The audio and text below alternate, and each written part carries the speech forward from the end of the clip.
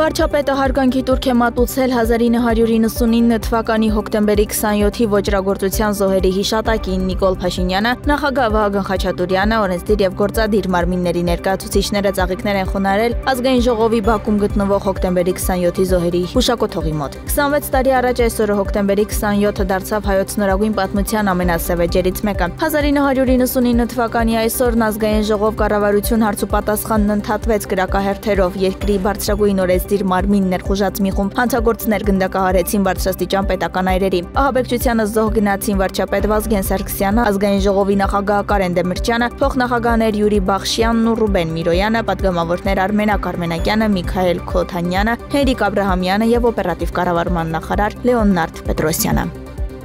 Նիկոլ Փաշինյանն Ազգային ժողովի մշտական հանձնաժողովների համատեղ նիստում 2026 թվականի բյուջեի նախնական քննարկման ընթացքում նշել է, որ սա առաջին անգամն է, երբ Հայաստանի բյուջեն քննարկվում է Ադրբեջանի հետ հաստատված խաղաղության պայմաններում։ Նա հիշեցրել է, որ 2025 թվականի օգոստոսի 8-ին Վաշինգտոնի հռչակագրով հաստատված խաղաղությունն արդեն ունի հստակ պարամետրեր, ընդգծելով, որ վերջին 1 տարի 8 ամսում Հայաստան-Ադրբեջան սահմանին զինվորական կորուստներ չեն եղել աննախադեպ դեպք Հայաստանի անկախության պատմության մեջ։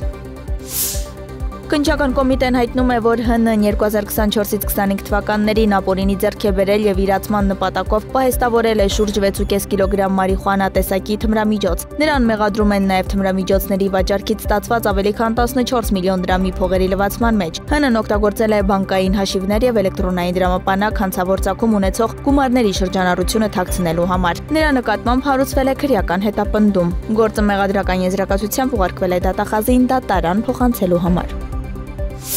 Կիևը հայտնում է, որ Ռուսաստանի ցամաքային զորքերի ստորաբաժանումները մուտք են գործել ռազմավարական Պոկրովսկ քաղաք և հարակից շրջաններ, որտեղ ընթանում են թեժ մարտեր։ Ուկրաինայի նախագահ Վոլոդիմիր Զելենսկին հոկտեմբերի 26-ի երեկոյան իրավիճակը գնահատել է դժվար, նշելով, որ Պոկրովսկի և մոտակա Միրնոգրադի շրջանում ռուսներն ունակ ուժեր են կենտրոնացրել, հարձակվողների թվում կա հետախուզական ու դիվերսիոն խմբավորումներ։ Նա հայտարարել է, որ ուկրաինական ուժերը պահպանում են հիմնական պաշտպանական գծերը և կոչ արել շարունակել դիմագրավումը, մեծացնելով օկուպանտների կորուստները։